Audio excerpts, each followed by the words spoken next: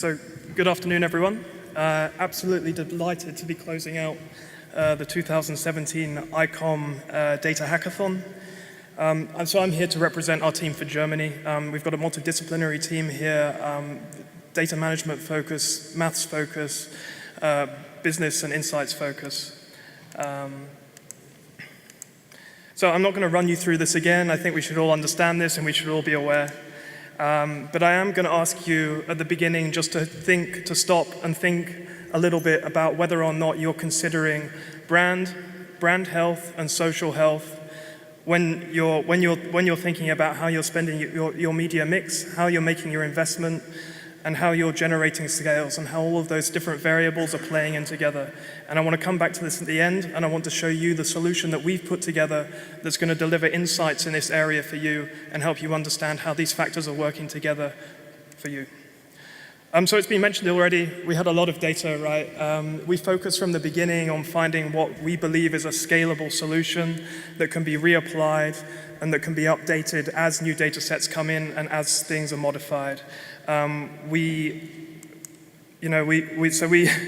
This process, we developed a lot of batch scripts to help us pull in and automatically pull that data into a Hadoop cluster, into R. We had a process there that helped us to push that data back out into Excel, into Domo, into R for data visualization and for the analysis that we ran for this piece of work. I don't really want to spend too long talking to you about the approach that we used. We used a couple of different statistical approaches here in order to generate the forecasting results that we got out. Classical nested OLS regression models combined together with ARIMA forecasting approaches. What I will ask you to think about as we stop on this slide is the two factors that we're pulling into this model. So a brand health factor and a social health factor, which is in a way a combination of the social variables that we had in the model and the brand related variables that we had in the model.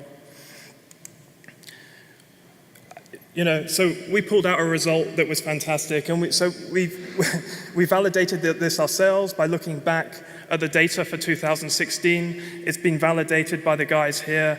92% accuracy, 77% better than the baseline, top 4 forecast. So our model really worked. It delivered the forecasts that were required for the prediction challenge. But that's not really the thing that I really want to stand up here and talk about. What I want to talk about is the relationship that we found between the brand health variables that we had in the model and these social health variables that we had in the model, and how media investment is playing into those variables, and how that information is helping us to understand sales and how we can work better to optimize those sales over time. So I come back to our first question. We didn't start this project thinking about, okay, how do we bring out the best forecast? How do we deliver the best January and February forecast for the brand? We started this process by thinking about, okay, how do we deliver actionable insights for the marketer? How do we deliver something to the marketer that they can use and understand and take with them back to their business in order to optimize what they're doing over time? So we went from this idea of, okay, what's my media investment? What are my brand health metrics? What are my social metrics? What are the sales that have been generated? To thinking about, okay, here's my sales forecast for 2016. Here's my sales forecast for January. What's the media investment that I need to make given my brand health and my social health scores in order to generate the sales that I need, whether it's for my brand or whether it's for Intel looking at this at an over-top level?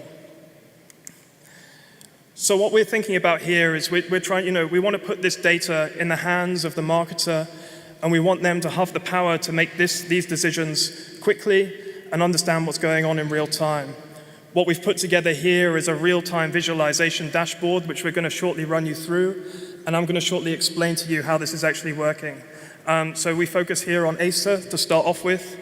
So what you see here is the current brand health score that we've calculated out for ASA, the current social health score that we've calculated out, and that combined through the model gives us our overall media efficiency factor. The goal of this piece of software that we've developed is going to be, okay, what's my target sales given these factors? What investment do I need to make? How do I need to make that investment?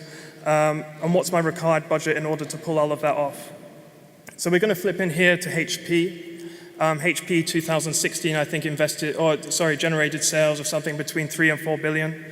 I'm going to say to my tool, okay, give me 6 billion sales. What do I need to do in order to generate 6 billion sales for the coming year?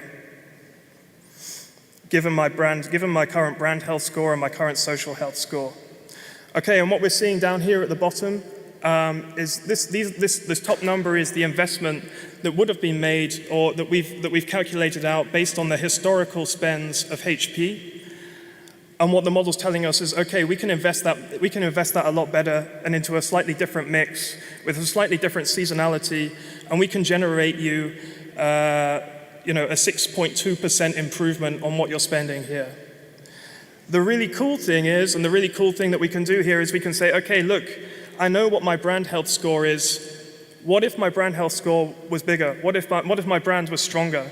And so we increase that up to, we can make an increase of 3% there.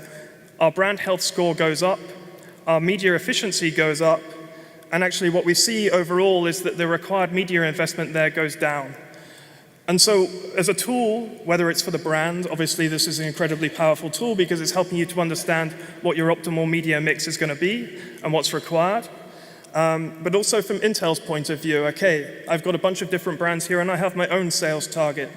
How do I need to talk to these brands and talk to them about the investments that they need to make in order to drive my overall over-the-top targets for the year? We can flip in and look at a slightly bigger brand, so we'll take a look at Apple quickly as well. And what you see here is that obviously Apple's brand health score is a lot higher. Their social health score that we calculated out is a lot higher. And that media efficiency score that's being calculated out by the combination of those two variables is also coming in a lot higher. And then we find that, okay, the media investment required for Apple is a lot less. The distribution or the media mix is slightly different given that. And this is a tool that we want to put in the hands of the marketer so that they can understand the investment decisions that they need to make. So I'm just going to flip in and close now. In terms of the outlook, what we've got to in 24 hours is a tool based on a model that's been validated by the results that have been validated by our results. We've provided marketers with a tool that helps them understand their current media mix and the media mix that will help them to make investment improvements. We want to take this a step further for the marketer. How are the savings that I have? How can I invest those savings a bit better? Which elements of that kind of brand score should I be investing in? Awareness, mid-level, lower level. And that's all something that we're going to bring to you next year at the I-COM 2018. I just say thank you very much. Have a fantastic I-COM. Thank you.